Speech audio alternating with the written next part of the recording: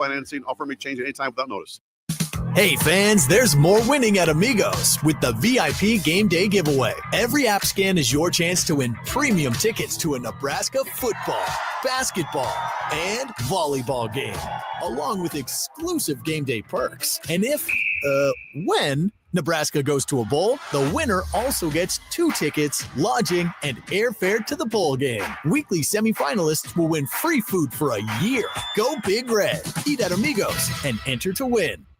Amigos is celebrating 45 years with exclusive Nebraska Legends collectible cups featuring Tom Osborne, John Cook, and some of your favorite Huskers. For every cup sold, 50 cents goes to teammates. Show your Big Red pride by getting all 4 of these collectible cups at Amigos. This is Tom Osborne with the Teammates Mentoring Program. We have students on the waiting list for a mentor. We want you to join the team. Learn more about mentoring and support teammates by visiting Amigos. An overdose can happen in front of you and you might not realize it. Blue lips, slowed breathing, pinpoint pupils, choking sounds, unresponsive to touch or sounds. These signs aren't always obvious, but they can be deadly. Knowing what to do could save your friend, your neighbor, your child. Learn more by visiting myhealthymind.crediblemmind.com so you can be ready before it happens. This message is funded in part by the CDC OD2A grant. This is former Husker and NFL linebacker Jay Foreman. For years, I've suffered from degenerative problems in both of my ankles, but thanks to a thorough and thought-out plan provided by Advanced Medical Imaging, I was able to get my life back with the least amount of pain as possible. While working through multiple options, the team of physicians at Advanced Medical Imaging were there to answer any questions I had. If you're experiencing any pain at all and want to get your life back, go to amimaging.com or give them a call at 402-484-6677. Advanced Medical Imaging, located at 7601 Pioneers Boulevard. At Parkview Animal Hospital in Lincoln, it's not just their professional care that sets them apart, but their warm staff and state-of-the-art facilities. Whether it's for a routine checkup or a comprehensive medical procedure, at Parkview, your pet isn't just another number, but a valued member of their caring family. Visit them at pahlincoln.com today and in person just south of 14th and Pine Lake Road. Parkview Animal Hospital, your pet, their passion for happier, healthier, furry friends. Limitless Male says it's all fun and games until your testosterone plummets. Testosterone levels can start falling as early as age 30 with symptoms like no energy, poor sleep, brain fog, belly fat, muscle loss, and mood swings. If this sounds familiar, get your testosterone checked at Limitless Male. We'll get you back in the game with more strength, energy, and confidence. When you feel this good, you'll wonder why you waited so long to get a free consult at Limitless Male. Get scheduled today. I'm Karen Carr. I've been a realtor for 31 years. When I made a company change 12 years ago, I chose Lincoln First Realty, now NP Dodge. It's the oldest independently owned realty company in the country. Since becoming NP Dodge, we've continued our tradition of community involvement. Our management and staff are always available to offer support in marketing, technology, social media, and educational opportunities. Expand your career with NP Dodge. Call Eric at 402-434-2222. Are you looking to upgrade or improve the garage door on your home? This is Cameron Hall of Doors Plus. At Doors Plus, we guarantee to offer a wide selection of options from 5 leading garage door manufacturers as we deliver a free estimate, exact measurements, and rapid installation with a 3 to 5 week time frame. When you choose Doors Plus for your residential garage door needs, you'll work with our experienced technicians and be ensured that your new door seamlessly complements your home. Give us a call at 402-590-5800 or visit us online at DoorsPlusLLC.com. Doors Plus, garage doors, and more. What's better than supporting your favorite radio station and eating delicious Nebraska-made products? Smoking Gun Jerky of Nebraska wants to highlight you, the listener, on the 93.7 The Ticket Wall of Fame at the store. Stop by the store at 48th and R in Lincoln and see their huge variety of small batch gourmet jerky. Or if you're not in the area and want to try some, go to smokinggunjerky.com and enter code EARLY for 10% off your purchase. It's the ultimate low-calorie, high-protein snack at Smoking Gun Jerky of Nebraska. With UBT, you've got total control over your money. Like Doug, who runs his game day tailgate like a well-oiled machine.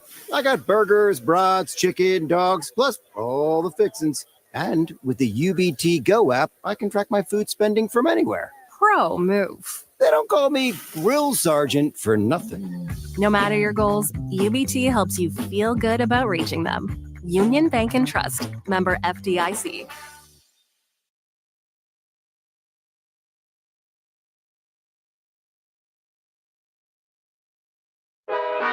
Live from the heart of Lincoln, America, welcome to Ticket Weeknights on 93.7 The Ticket and theticketfm.com.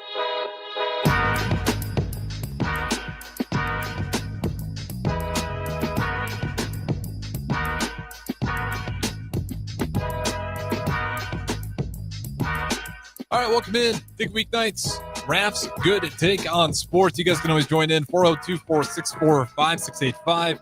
Put a face to the voice, Facebook, YouTube, X, Allo Channel 961. And Raff, I got to tell you, when we're streaming only, some of the texts we get are interesting. We find the real out. We had someone text all the way from Toronto. Oh. Who was also a Michigan fan. Oh. Who was tuning in to hear Jalen Reyes breakdown of the Michigan-Nebraska game. Wow. And so the streaming, you don't always get the local audience nearly as much, but you definitely get some people from just finding the streams randomly chiming in like, oh, hey, I know the assistant coach for Nebraska volleyball. That's wild. They play us tomorrow. What does he got to say? So That's pretty cool. Wild. Yeah, that's cool. Usually I've had my, California people and my Texas people. I need to get some Alabama people. I think that's my new goal. I got to start getting the Alabama listenership going down there. So what's the vibe like in Bama? Is it kind of quiet murmurs? Is it head hanging? Is it? I think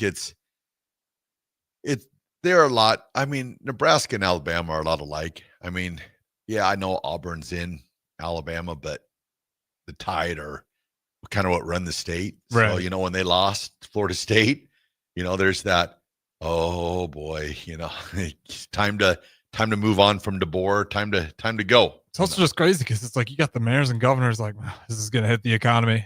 Like some of those schools mean so much to just like the state's economy, and like Bama football is. Yeah. Well, I'll tell you this about Alabama. I think they're a team to keep an eye out to be very dangerous. Like, I know that they didn't show up really well against Florida State, but, at Florida State, they were all fired up. Castellanos was there, But we went down to West Alabama play a few weeks ago, and the quarterback, was it Ty Simpson? Ty Simpson. I didn't realize just how accurate and remember the Florida State game, the whole first half, it was pretty much a downpour and rain. Yeah. And I think that took away from the Alabama offense. But if they can get some sort of, almost like Nebraska, if they could get, their running game going, which was it Jazz? Oh, what's his name? I don't know who they have at running back right now. I can find it for you quick. I forgot his name. He was from last year. It's not Jazz. It's something like that. They're going to take away my Alabama. They will. They'll come up here. They'll drive all the way. I never wanted it to begin with.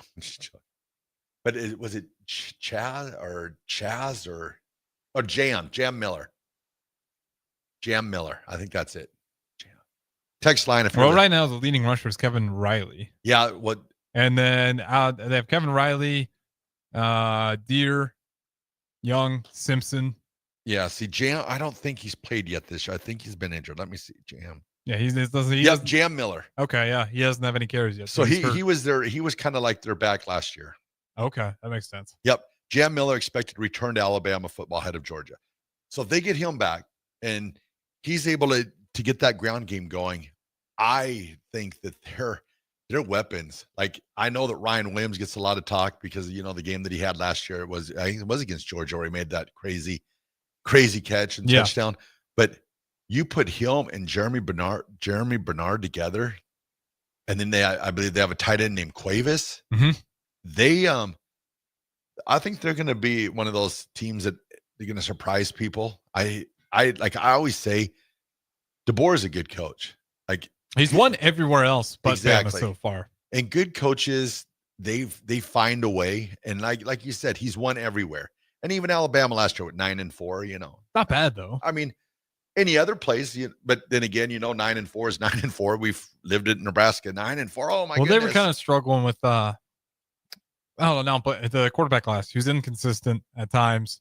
I mean, you get into a last second touchdown versus Auburn. Milroe. There we go. Yep, And a lot of it was just on Milroe being kind of it's like some of those losses were tough, where it felt like in college football, if you get the quarterback wrong, and it's not like Milroe is bad, but when you're playing in the SEC, like you kind of need perfection. Well, and they also Ryan Williams really faded out last year towards he did. The freshman. I think the not being used to SEC football, I think that maybe hurt him a little bit. But I'm telling you what, if Alabama gets by Georgia this week down in Georgia, watch out for Alabama, because it could be the game they need to get right. It could be. And I'll tell you what, I just didn't realize, like when Ty Simpson, we went down there, I think he ended up going like 19 consecutive passes. But then that night, Ryan Williams did not play. And I know they weren't playing, the strongest team of all time, but you're seeing stuff and you're like, man, if they get Ryan Williams back and this quarterback's accurate, and like I was judging him, basically from the Florida State game, but then you go back and Castellanos is also pretty damn good, is what you realize. Yeah, and the weather down there that day was a little rough. I mean, I know it was for both teams, but that favors Castellanos still to me. Yeah, just the way that the mobility, the running factor. He's going to be able to get out of it a little bit better. And then you forget, like Ty Simpson was like a 5-star quarterback coming out, and then they got another guy. He's a freshman this year, Keelan Russell. He's a 5-star. That guy's going to be really good. If Alabama keeps him around, he will hands down be the starting quarterback next year for Alabama. And that guy, he can play. He can play. I was impressed with his mobility and just his pocket presence, when the bullets were firing around him, the way he was to keep his composure and the way he threw the ball. So he's going to be definitely someone to look forward in Alabama. Yeah, it's like they still got talent. Oh yeah. I mean, it's just a matter of like, can DeBoer get the full team's attention and establish the culture that he wants. And the only problem he'll have is if he tries to go too far away from what Saban built, and I don't think he is. I don't think so. And then the thing is too, Saban's still such a key person down there. Like 100%. He's down there a lot. He helps out with recruiting, so he's not completely gone. Bama Jones, or what Pat McAfee call him? I forget. Oh, what did they? on that college game day, it was hilarious. Oh yeah, I forgot what. Oh man, I forgot. I got to be better. No. Hey, come on, you're the Bama guy. I know. I'm the Bama guy. No, actually, I'm a Nebraska guy. But and then also too, big news today with John Mateer breaking his throwing hand. This is going to be trying, I think, for Oklahoma, because John Mateer's kind of like been their savior this year. He was like one of the Heisman candidates. Yeah, went up, one of the top Heisman candidates, like you said. Now you've got Charles Hawkins Jr. that's going to come. He played 3 games last year. The way it's looking, I would assume that he will be the guy that plays the Red River rivalry against Texas. Yeah. Because they're thinking he'll be out for at least a month. And the rivalry is October 11th, I believe, at the Texas State Fair. So quarterback battle on that one will be fun. I really couldn't tell you who's the better one in that one. Like Manning's still got to prove it. Yeah. And at least big arch. Hawkins, he's got some starts under his belt. They're not really impressive. Like it's because I don't think he had any big games in those starts. I wish Mateer would have been held. I would have loved to see a Arch Manning versus Mateer matchup. I mean, that would have been a lot better. But to be honest, I think that Mateer was the way he was playing. I would double down on Oklahoma. Yeah. Like Texas just hasn't. They're kind of in the same boat that feels like DeBoer's in, except they got a new quarterback, not a new coach, where just something is not clicking for whatever reason. And a lot of it, unfortunately, hinges around Manning and his ability to throw. And I don't know if he's just got to figure out what his own game is, which to me is his legs. And he keeps trying to, because when he sits in the pocket, it's when he looks like he's worse. But if you want to be an NFL prospect, you got to polish that part of the game. But again, and that doesn't that surprise you a little bit that's maybe his weakness right now is the pocket, just being that. You heard a lot though that he was more like his grandfather. Yeah. So not terribly surprised, because his only people around him were saying plays a lot differently. Yeah. But I was surprised to see it look, and I don't know how much of it's just playing Ohio State that first game. And Ohio State, I think, just made him rethink everything. Yeah. And kind of got him sped up. Because when you look at Manning, he's throwing things short. And to me, that almost feels like he's just almost kind of getting over excited. He's going 1-2, well, a lot of going through. Yeah, and then a lot he's of it was his mechanics. too quick. It's not like he's reading the defense wrong. It's like he's reading it too quick. Yep. And then I think he was kind of cheating himself on his mechanics a little bit too. Yeah.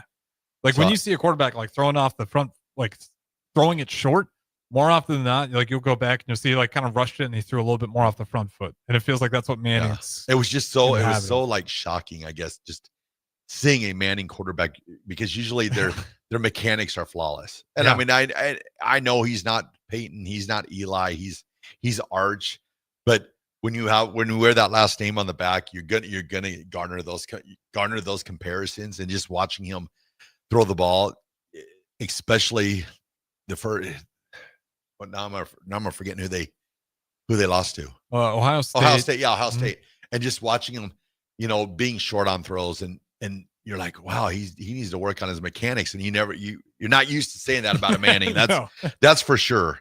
And you're never used to saying like, wow, he looks great on the run. Speaking of Manning, that's on my list of things to do. We're only about an hour and 45 minutes from Chattanooga. I think next year I'm going to have to go watch Marshall Manning play a high school football game down in Chattanooga. I mean, you might as well. I mean, what's the harm in it? Yeah, I was go thinking, watch a Manning. Chances Peyton shows up. Yeah. Maybe I can tailgate with the sheriff. You never know. But yeah, I've got that on my list of things to do maybe next year, that go down there and watch one of his high school football games. I definitely would. I'd take every opportunity of that. Like anytime you got a chance to see what may be a potential great player. Yeah.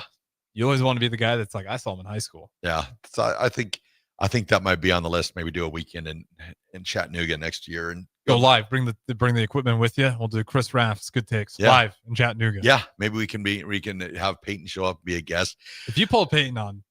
Well, what's crazy is about 20, you were like little baby Harrison back then, but about 24 years ago, 25 years ago. Oh man. Yeah. I was 2 years old. Yeah. 25 years ago was the first time I went to Chattanooga, and there's a place down there. And I didn't know at the time, but this was, right around Peyton Manning's, 2000. So it'd have been like his third year in the league, second year in the league.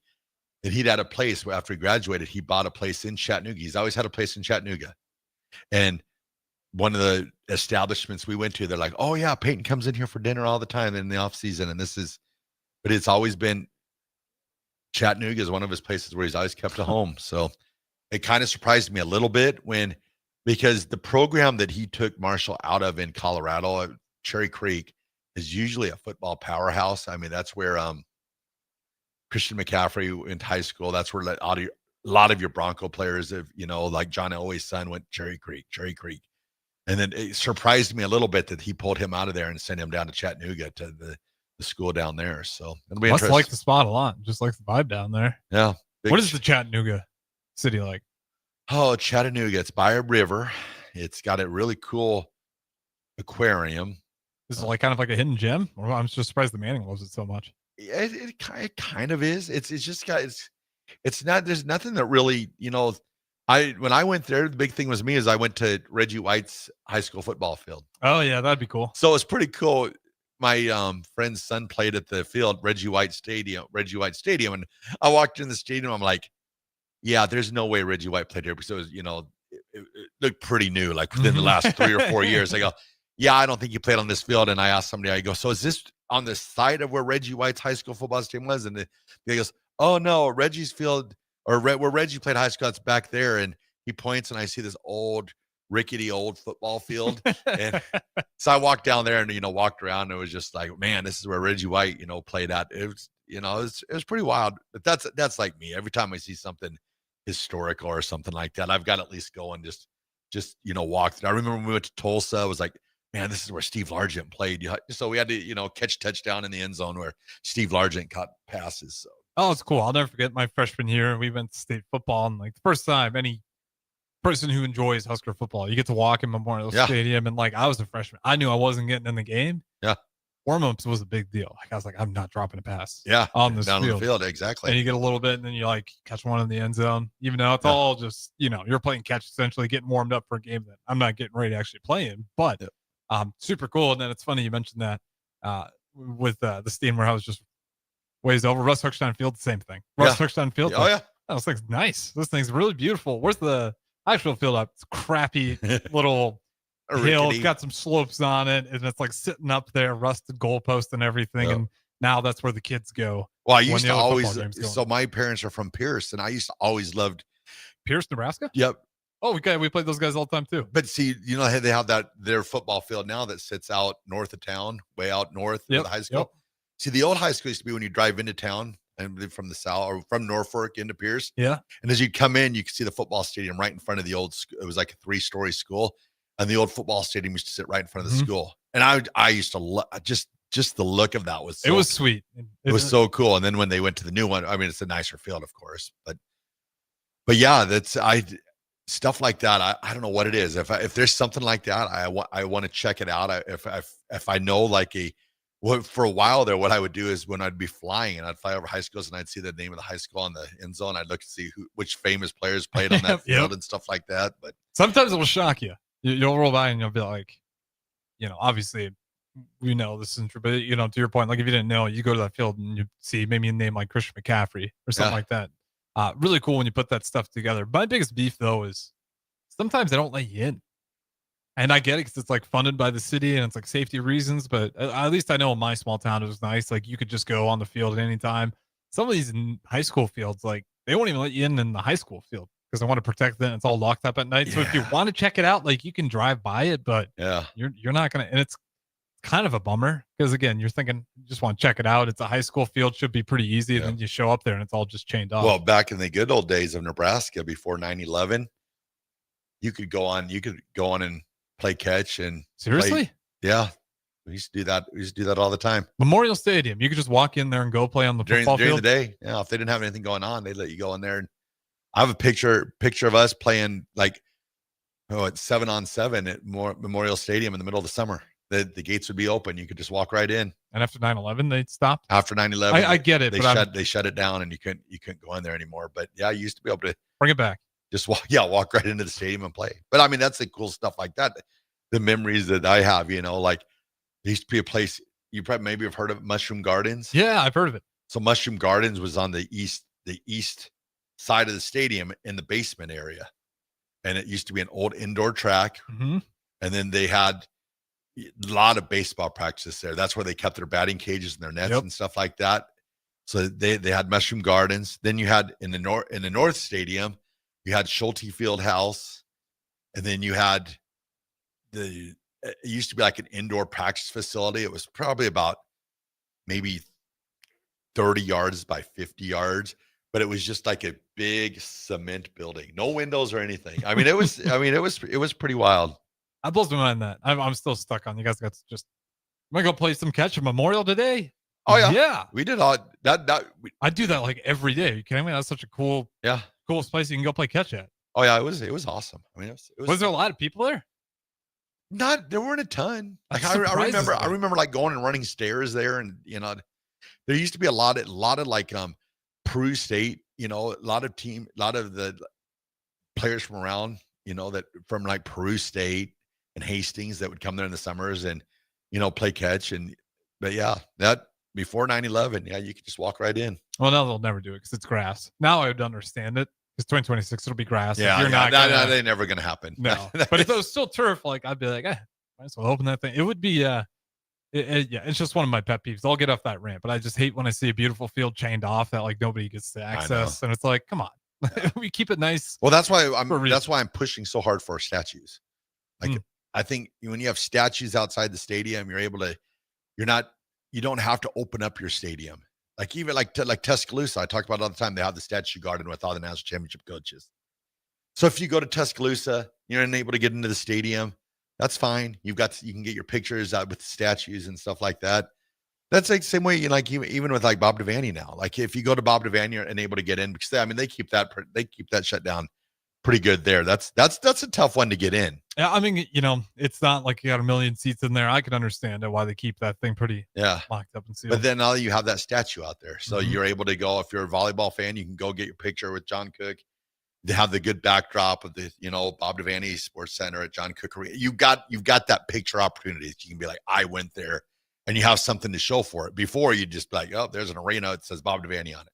So I guess Nebraska football kind of has that now with their newer, and we used to have it before as well. Yeah. But they got I'm blanking on what the actual name of it's called, but it's not Hawk. Is it Hawks or no? I guess Tom Osborne. I think. Yes, Osborne. It's Tom Osborne Complex Center, something like and that. That's a good picture opportunity too, because they moved the Brooke and TL statue there, and then they got and that's a good Heisman's are in the back. Yeah, that's got a good backdrop for you. That's what I think of. Yeah, because you always got to think about. I'm always thinking about the younger kids. And I think that's where Nebraska, dropped the ball for a lot of years. Was they forgot about the younger kids? They forgot that those kids are the ones that end up being, your big, that want to play, be at Nebraska. Because like us growing up, you ask, what do you want to be? Nebraska football player, Nebraska football player. And I think it kind of got lost in transactions somewhere along the way for about 15, 20 years. So it's cool to see that coming back. So I'm sure that's something that, and you see Coach Rule every year with his kids camps, bringing, the flag football for girls, the way they're promoting that as much as possible, because you need that next generation of Husker fans, because that's how you get your support. That's how you get your boosters. That's how you get your players. So, well, to your point, like growing up, again, class of 40, pretty much mostly Husker football fans, but I had a Texas Longhorn fan in there. Yeah. Like unheard of, yeah. Like in your guys' era, an Oregon Duck fan in there. I think there was a Wolverine fan as well. And it's like, we're in Hartington, Nebraska. Yeah. And you're like, and people just aren't picking Nebraska because they don't know they don't know why it matters so much. And that's unheard of, because like, especially like the small towns, that's where it was. That's why it was shocking. That's where the base was like Nebraska, green light, Nebraska. That's it. And we had our people that growing up in grade school and stuff. You had like the one-offs that wanted to buck the trend, and they'd be an Oklahoma Sooner fan. Yeah, just to be the kid that's wearing a different color jersey on Friday. Yeah. The big thing for us, I remember, was growing up, was the Duke fans. You had like Austin Norman. Yeah, that no.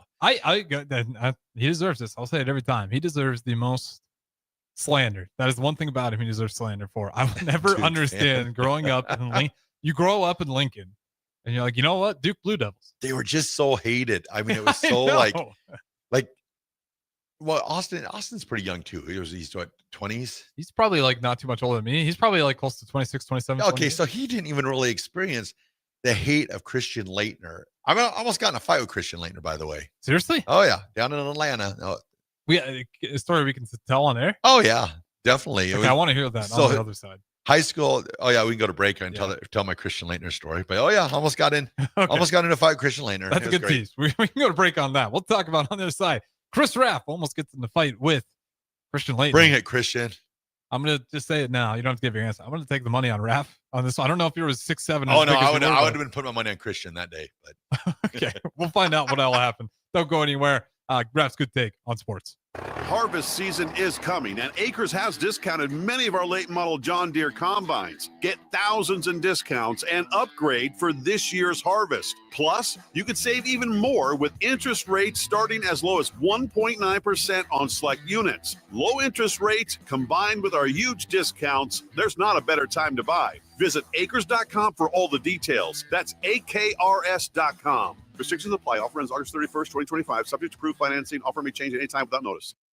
Hey fans, there's more winning at Amigos with the VIP Game Day giveaway. Every app scan is your chance to win premium tickets to a Nebraska football, basketball, and volleyball game, along with exclusive game day perks. And when Nebraska goes to a bowl, the winner also gets 2 tickets, lodging, and airfare to the bowl game. Weekly semifinalists will win free food for a year.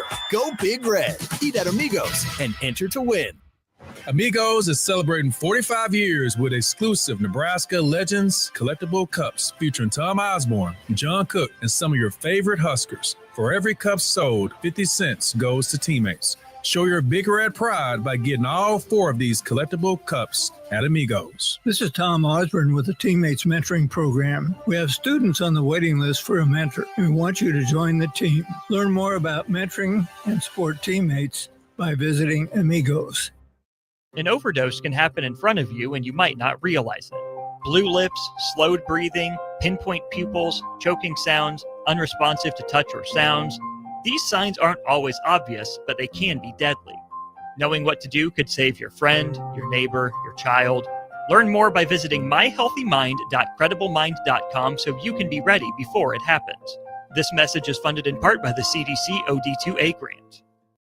This is former Husker and NFL linebacker Jay Foreman. For years, I've suffered from degenerative problems in both of my ankles, but thanks to a thorough and thought-out plan provided by Advanced Medical Imaging, I was able to get my life back with the least amount of pain as possible. While working through multiple options, the team of physicians at Advanced Medical Imaging were there to answer any questions I had. If you're experiencing any pain at all and want to get your life back, go to amimaging.com or give them a call at 402-484-6677. Advanced Medical Imaging, located at 7601 Pioneers Boulevard.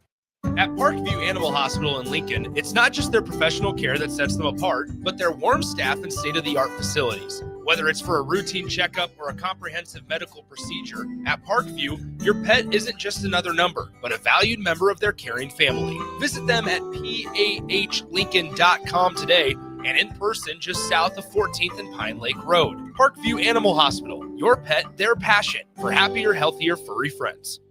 Limitless Male says it's all fun and games until your testosterone plummets. Testosterone levels can start falling as early as age 30 with symptoms like no energy, poor sleep, brain fog, belly fat, muscle loss, and mood swings. If this sounds familiar, get your testosterone checked at Limitless Male. We'll get you back in the game with more strength, energy, and confidence. When you feel this good, you'll wonder why you waited so long to get a free consult at Limitless Male. Get scheduled today. I'm Karen Carr. I've been a realtor for 31 years. When I made a company change 12 years ago, I chose Lincoln First Realty, now NP Dodge. It's the oldest independently owned realty company in the country. Since becoming NP Dodge, we've continued our tradition of community involvement. Our management and staff are always available to offer support in marketing, technology, social media, and educational opportunities. Expand your career with NP Dodge. Call Eric at 402-434-2222. Are you looking to upgrade or improve the garage door on your home? This is Cameron Hall of Doors Plus. At Doors Plus, we guarantee to offer a wide selection of options from 5 leading garage door manufacturers as we deliver a free estimate, exact measurements, and rapid installation with a 3 to 5 week time frame. When you choose Doors Plus for your residential garage door needs, you'll work with our experienced technicians and be ensured that your new door seamlessly complements your home. Give us a call at 402-590-5800 or visit us online at DoorsPlusLLC.com. Doors Plus, garage doors, and more. What's better than supporting your favorite radio station and eating delicious Nebraska-made products? Smoking Gun Jerky of Nebraska wants to highlight you, the listener, on the 93.7 The Ticket Wall of Fame at the store. Stop by the store at 48th and R in Lincoln and see their huge variety of small batch gourmet jerky. Or if you're not in the area and want to try some, go to smokinggunjerky.com and enter code EARLY for 10% off your purchase. It's the ultimate low-calorie, high-protein snack at Smoking Gun Jerky of Nebraska. With UBT, you've got total control over your money. Like Doug, who runs his game day tailgate like a well-oiled machine. I got burgers, brats, chicken, dogs, plus all the fixins. And with the UBT Go app, I can track my food spending from anywhere. Pro move. They don't call me Grill Sergeant for nothing. No matter your goals, UBT helps you feel good about reaching them. Union Bank and Trust, member FDIC.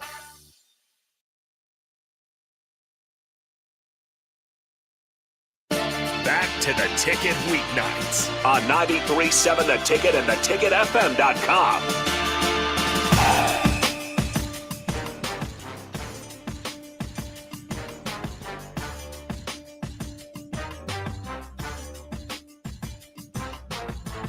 All right, welcome back in. You teased it. We're going to talk about how Chris Raff almost got into The Christian Laettner story. Christian Laettner. Yeah, this is great. All right. So my Christian Laettner story goes like this. So after my senior year, kind of our senior trip or our goal or what we wanted to do was we wanted to go to the National Sports Collectors Convention in Atlanta, Georgia. Which is awesome, by the way. Was that a gift or something you decided to do? It was like a gift. It was kind of a gift. It was a friend of mine and his dad.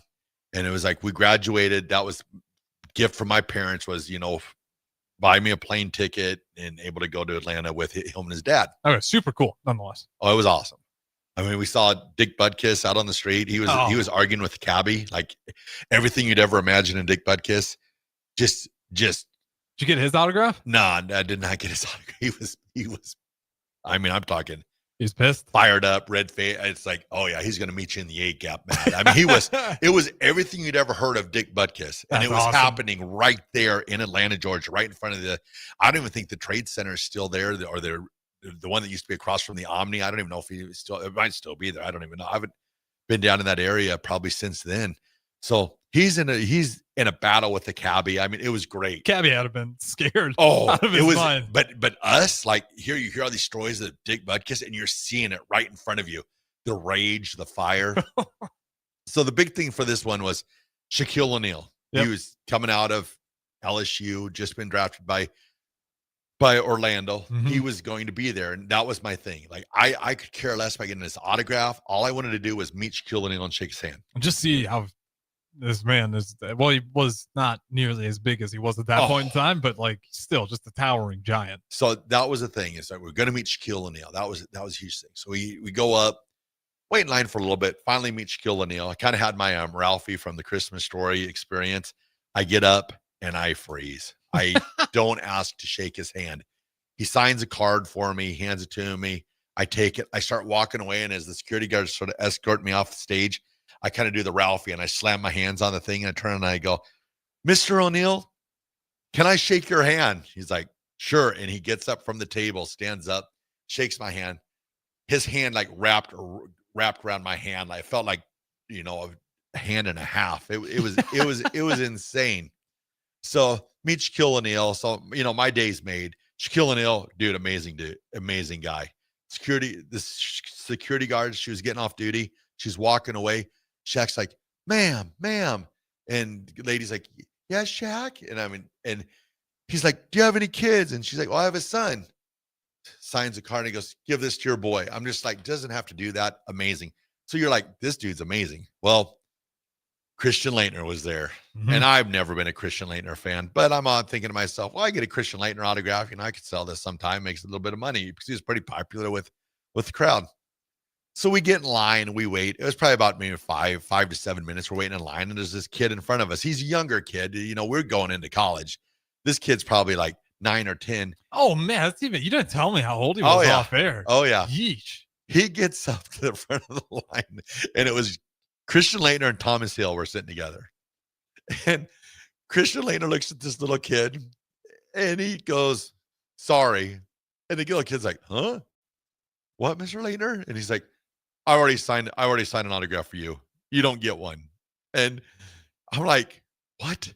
And this little kid, he was waiting with us. Like did a kid almost like just break down in tears? No, it was just like stunned. And we're like, huh? And I see it, me and my buddy see it. I go to Christian Laettner. I'm like, wow, that's cool. That's real cool. I mean, the guy just wanted to get. It was just a card. And Thomas Hill, you ain't going to talk to Christian Laettner like that. You told him off, though, about like, wow, cool. Oh, yeah. I go, that's classy. I go, the dude's good for you, right? The dude's waiting in line to get your autograph. He has not got your autograph. He's standing with us the whole entire time. So to this day, I don't have a Christian Laettner autograph because we bailed. We're just like, dude, we don't need your autograph. It's like, and yeah, Shaquille should have been on the Olympic team, not you. Have a good day. That 92 dream team. I love that. You're right, though. But Shaq was good. He was also by far one of the best human beings you'll ever run across. But that is, yeah. It was. I'm sorry, yeah, Laettner. This 9-year-old's trying to scalp on. He's trying to catch you on a card. The best was Thomas Hill is starting to. You ain't gonna talk to Christian. I mean, it was like real life, like it was just your friends being a tool. You need someone to call him out right now. It was so weird, and then it was so funny because after it happened, I'm like, dang, I almost got in a fight with Christian Laettner. I was like, yeah. So could you take him? Were you big enough, you think? No, not then. Not then. Were you 6'7"? Not then. How out of high school? How tall were you? 5'10". Shut up. Yeah, real life. What? I was 5'10" when I graduated high school. You shot to 6'7" in college? Into my freshman year, I was 6'4", probably 6'4", 215, 210. How much did it hurt to wake up in the morning? Not a ton. It hurt more while I was in high school when I wasn't growing. And then when I finally started growing, and then I was fine. Then into my sophomore year, I think I was probably like 6'5", 6'6". Then junior year is when I finally finished. It's even more than like Anthony Davis, what he did. Oh, AD had one of those crazy growth spurts too. Yeah. Yours is it was crazy. But I mean, I went stretch marks or anything? No, I went from 6. It's unreal. I went from 5'10" to 6'7". You damn near grew a foot in like a year. Yeah, I weighed 165, 170 when I graduated high school. I'll show you. How'd you get recruited? Have you ever seen the picture? Have you ever seen the pictures I've seen you on? I'll have to show you a picture from my freshman year of college. You'll just be, it's crazy. I used to think I was fat, and I was not fat. Now I'm fat. You're just blowing my mind right now. Yeah. That is it was wild. Didn't know you could do that in such a short amount of time. Yeah, I mean, neither did I. What was so crazy was my doctor when I was a little kid used to tell my parents, and he'd be like, "Oh, Chris is going to be 6'4", 6'5". Still, he's going to be," and he stuck to that. I mean, he stuck to that all the way through my senior year. Was your dad and mom tall? My dad's like 6'2". My mom's 5'7", 5'6", 5'7". But he knew something. I mean, I'm talking every year you'd have to get your checkup for football. Yep. And he'd be like, "Yeah, Chris is going to be 6'5". You have like big hands, big feet, or something going on? They gave no. I was just normal. Man, that's what I mean. I had my moments, like middle grade school. I was one of the taller guys. Then all the guys caught up with me. Then I just kind of, But he'd always be like, he's like, "Chris is going to be 6'5". He'll be 6'5", or somewhere around there. But when you're a senior in high school and you're 5'10", and you're like, "Yeah, this ain't happening," and then all of a sudden, boom. Because I mean, it was great. Like my freshman or the end of my freshman, like my sophomore year of college it was pretty wild. Because I was throwing a football close to 90 yards, if not more. I mean, it was. Well, at that point too, like the best thing about when you can just eat like 20 cheeseburgers, but because you're shooting up like a tree, like yeah, you can do whatever you want. Like you're not going to get fat. It was great. I mean, it was wild. But man, see, I was the total opposite. Like I felt like I was 6'2" in junior high. I wasn't that tall. I probably peaked around like sophomore year, but my whole thing was like, man, I'll like a couple more inches and like out of high school, college, like I know you grow a little bit still after high school, or at least a lot of kids do. And I was like, maybe a couple more. And like, I just plateaued at 6'2". Maybe there's still time. I mean, I'm 26. You never know. You never know. You never know. The fact that you got a little jealous that you it just kept on going. It was so funny because it was just like, well, 6'4". I got into my sophomore year. I think it was 6'5", probably 6'5", 225, 230, maybe 240. Did your parents recognize you when you came home? Oh, yeah, for the most part. But I'll tell you what, people from my high school, now that's crazy, because I'll see people even today, and I'll be like, "Hey, how you doing?" And they'll be like, "What? Who are you?" Yeah, who are you? There was a lot of "who are yous" that went on for a long time. Now I don't blame them. Now I've been around more where people have seen me and stuff like that. But I'd see some people and I'd be like, "Hey, how are you doing?" And they'd be like, "Who are you?" I just like the idea of like some of those people sitting there like, how the hell is Chris Raff playing for Nebraska? Like the guy, he was 5'10", 165 when I saw him. Like there's no way that guy's playing. But I didn't play until I got out of college though. Oh, that's true. I played arena ball. That's fair. But see, college was weird because I thought about after my sophomore year, I was like, should I go? Should I play for Nebraska? The opportunity was there, but I was like, oh man, I had such a good setup because I was working with the Spirit Squad, the cheerleaders, the dancers. I was already on the sidelines. Yeah, I knew I wouldn't have to go through, be on scout team, because that's the way it would have been. It would have been scout team, Scout team was taking a different kind of beating. Because I wasn't dethroning Tommy Frazier at the time. Not in the option offense. It wasn't happening. But it was always so crazy because it was just like, well, I could do that, but man, that's going to be a lot of a beating, because you hear a lot, like even AD and all those scout teamers is like, they practiced hard. I mean, it was not. And we used to be down there all the time. I'd see the practices when we were in the Schulte Fieldhouse, and the offensive line and the defensive line would come down in there. And I was lucky enough that I used to be around the practices, and Coach Tenneper and stuff would be okay with me watching and stuff like that. And you're just like, holy cow! I mean, these guys.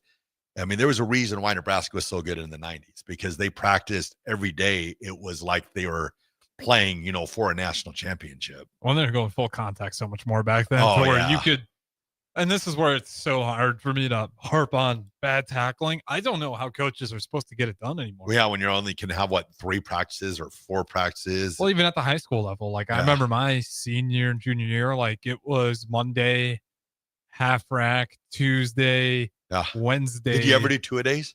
Full rack. Yeah, we did 2 days still. But there's some of the rules were changing around there, but there was still enough to where you could work out. I think you could still do like 3 hours. We went 3 hours. High school. I remember high school. We did full practice in the morning. Yep. Come back, full practice again, full pads. Yep. Oh, it was miserable. Okay, so that stayed the same. But I'm sure you guys didn't do a half rack, only 2 days full rack, and on Thursday you're back half rack. No, it was pretty much full rack the entire time. Yeah, it was wild. But I remember back to the 90s, that I remember the punishment was you either run this play right or you don't get a drink of water. Could you imagine that in today's world? Our defensive coordinator, he used to say water makes you weak all the time. Yeah. I think he meant it as a joke, but I think that's probably where that comes from. Oh, like, we're doing 2 days. And, you have to get to the stations or whatever, and you want to try to get a drink of water, and you don't have enough time for that. And he'd always scream at it, you're late. And then he'd say, water makes you weak. Trust me, I look back at the 90s and just some of the stuff that was said and that was done. Like, that's why a lot of those old school coaches have retired or moved on, because the way they coached was so much different. Like, I still remember to this day, run it right or no water. Run it right. It's so funny thinking back to that time. It's just like now, if you said no water, there'd probably be a lawsuit the next day. 100%. The next day. Like one kid goes home and tells my dad or her mom, hey, he told me I couldn't drink water because I messed up the play. And the kid comes home and it was wild. Dude, it was wild. I remember too. We had this one drill. It was a defensive ends drill, and I always remember. The coach wanted you to square up, with tight end and make sure. And it was basically, you just went in a line and you just went and bumped your heads together all the way down the line. And I think back to that now. And I remember I'd get done practice and I'd have the worst headaches. 1 IQ points, 2 IQ points, 3 IQ points, 4. That is just racking up. And I remember I always be the one, I was like, nah, I'm not big on that contact, with helmet. And I always remember the coach going, make contact, just like, I look back on that now and I'm like, oh my goodness, there's a concussion. So, we had some moments too where it wasn't even probably close to bad as what you did, but we'd always have tackling stations where you're just going from one station, lighting each other up, going to the next one, lighting each other up. And you're just nonstop lighting each other up. And then every now and then you get a good teammate. They do the keys signal. That just meant we're going to turn the keys down a little bit here and not light each other up. Another one too is I remember when that changed a little bit as I was playing was I remember when I first started playing football, the big thing was the chop block. Yeah, like if you're playing middle guard, and then the guard, you're face up on the center and you get chop blocked. I mean that was we didn't have any of that, luckily. I mean I absolutely dreaded playing middle guard, defensive tackle, or linebacker because you were getting blindsided. Yep. Playing defensive end in high school, you knew that crack block was coming. I mean, now it's got a little bit better. The crack blocks aren't as. I mean, it used to be vicious. Like I think back to those high school years, and I'm just like, wow. I mean, the engaged, you're engaged with the center, and all of a sudden the guard's taking you out at the knees. Well, the worst, because I used to play the defensive end, and we had this one guy, shout out to Stephen Hillis. He went to Air Force to go play football, and pretty good for a really small school, and everyone knew this guy's a stud. Didn't figure out he had diabetes until year 2 at Air Force because he was that disciplined with his diet. Yeah. But we're running this play. By far the biggest kid. By far it lifts the most. And he's the crack block, and he's screaming downhill. He sends me 5 yards on the first one. I'm just dead. Somebody did something wrong. So coach says, run it again. Well, now Stephen Hillis is mad because he's the type of guy that I demand perfection. I'm not happy. About 7 yards on the second toss. And I can't, do the thing where I know it's coming. I can't just pretend. And then someone gets it wrong again. Third time, I just back up. I just let him go. I mean, I just got my shoulder was so broken the rest of that day. I could not lift up my right arm. Oh, one of the funniest moments of my life was, so Eric Anderson was on our team, played for Nebraska. He was all Big 8, offensive tackle for Nebraska. think he had a cup of tea with the Tampa Bay Buccaneers in the NFL, but when he was at Southeast, he's one of the top tackles in the country. Went to, top recruit to Nebraska. And one day, I beat him. I mean, I beat him. Like, I beat him. And Coach Mazurski, I'm talking just raging. How in the world can you let this, but I straight up beat him, made the tackle. I mean, You're feeling good? Oh, I was feeling really good. And I got the run it again. Yep. Oh, my gosh. You're the point of the message. Eric, and remind you, I'm 5'10", 165. He's at that time, he's probably 6'4", 285, 290. He got his hands on me. And I was like on skates, and I'm going backwards, and finally I just went back. He comes down on top of me, and he lands on top of me. He goes, "Sorry, Chris." But it was so funny because I knew it too. Like that's one of those times, like, gosh, I should have just not let. But it was like that's the brutalness of scout team, that we mentioned. If you're scout team, when you do it right, all you get is an even angrier and more pissed off first string team. That's goal is to destroy you. Because they're getting chewed out for it. It was hilarious. I remember laughing so much about that because it was just absolutely. I beat him to the hole, made the tackle, did everything right, and Mazurski. I just remember Mazurski just blowing his top, and I was like, "Oh, this is not going to be fun." Man, you're just stirring back all these awful memories for me. I'm thinking of Kendrick Gayden. This was freshman year. I'm about the same width as I was freshman year. I was never very wide and super strong base or anything, and we're coming out of the chute. I was playing defensive line too, which was also crazy at that point. So we're coming out of the chute, and I somehow match up with this guy named Kendrick Gayden. It's his senior year. He's probably 6'3", a good 250 pounds. And the head coach is watching the drill, and he's just driving me out of the chute really nicely because he knows I can lay this kid out anytime I want. Yeah. The coach yell at Gayden, "Bury him!" Says the same thing. "Sorry." Boom, just drops me straight in the dirt. I'm like, at least he said sorry. I don't blame you for it, but yeah, sometimes when you're in trouble. Yeah. When the head coach is calling out the guy who is supposed to be just dominating you. Oh yeah, you get a rude wake. We're just skipping over the break, by the way, because streaming only. We're way past it. It's 51. Break? Yeah, what's a break? You got me caught up in story time here. We did have Gundy get fired today. I don't know if you want to talk about that. Yeah, I saw that. Thinking back on that, just the years, talking about it today, could you imagine, though, how much probably Mike Gundy, I mean, they kind of had their quarrels through the years, but Mike Gundy wishing that T. Boone Pickens could have lived another 3 or 4 years? Yeah.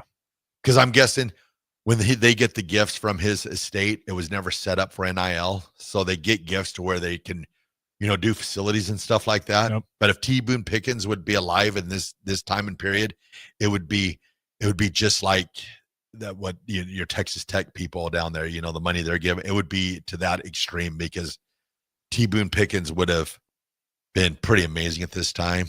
But I think about Mike Gundy, just one of those guys that's been, ingrained in Oklahoma State athletics. I mean, I Since still remember 2006 or 5 since then, but he played as head coach. He played quarterback for Oklahoma State. It was him, Thurman Thomas, and Hartley Dykes. I mean, they were the triplets after the Nebraska triplets. So he's been pretty much ingrained in Oklahoma State football for, close to 40 years. So it's going to be weird. It'll be a weird transition for them to see what they decide to do for a head coach. If it's something that they stay within the ranks of Oklahoma State, or if they venture outside, then you got to, changing coaches is just such a, did you hear the AD talk about it as well today? I didn't get the full gist of it. Kind of awkward. I think, and this is all just hypothesis right now, I think they wanted him to go on a farewell tour. Yeah. And he's like, and then he always kind of sticks to the line of you're going to have to rip me out of this place. I'm not quitting on this team ever. Yeah. So they remember had to quit on him. Remember last year, it was everybody thought he was going to be done. And he's like, I'm not leaving. You have to fire me. I'm not. And I think that's based on how the AD was talking.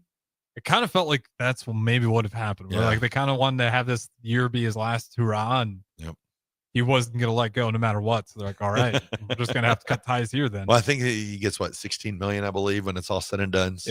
Yeah. He'll be all right, but it's just, he loved that program. Yeah. He's been I remember they were a tough, it was an 85, 86.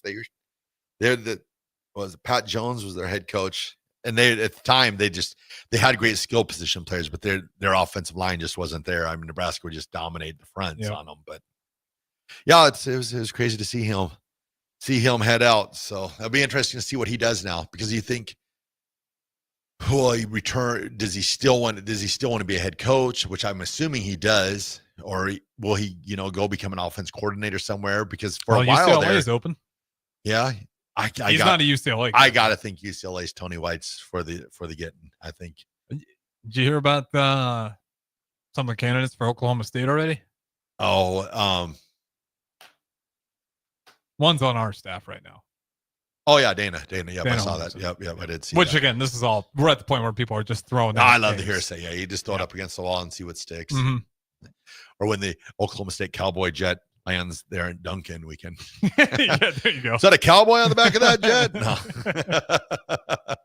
But yeah, it's so early in the year, though. You've got to think that it's just basically where you're getting things set up for once the season ends. I mean, it would be just crazy to see a coach leave.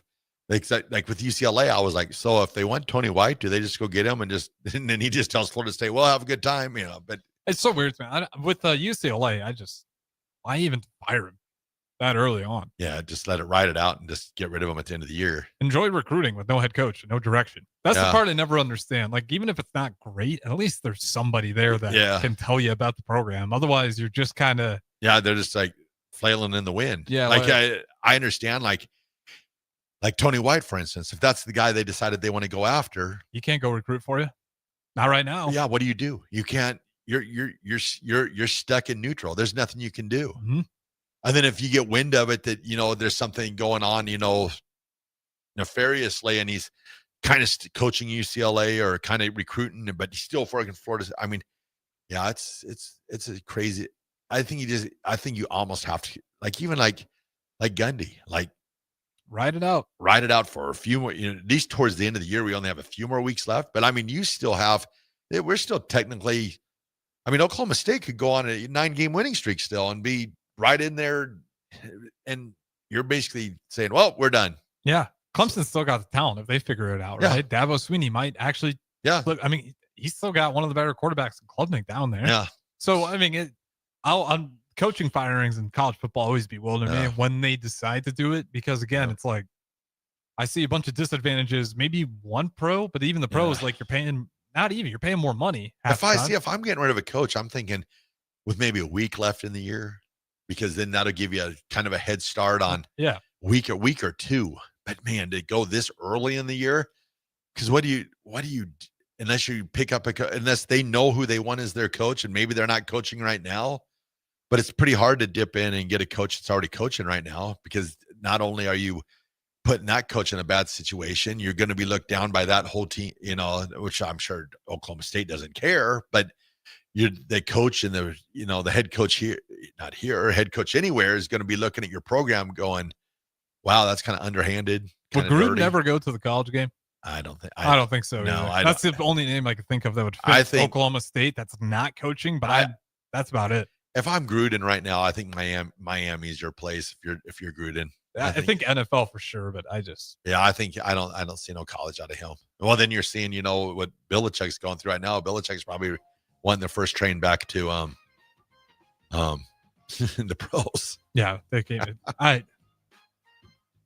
I don't even want. It's just a weird, what his girl being down there on the sideline. It's not the fact that she's my age. It's more the fact that I don't see Matt Rule's wife on the sideline. Yeah, I don't see Deion's wife. It's do what you will, but it's just that'd be wild. You're drawing a lot of attention. Yeah, and it's not about your football team. So even if it's not meant to be not great, I mean, you're just not doing yourself a whole lot of favors. Nope, I hear you. I'm with you there. All right, Raff. I'll just say goodbye to the people of Lincoln. Get us out of here. All right, everyone. Just want to say good night to everyone. Also want to wish you a very happy birthday to my Aunt Jeanette. Happy birthday. You can be tonight's Raff's Good Take. I had one this morning. So, Jeanette, your Raff's Good Take. Happy birthday. Go Big Red. Be nice to each other. We'll talk to you tomorrow.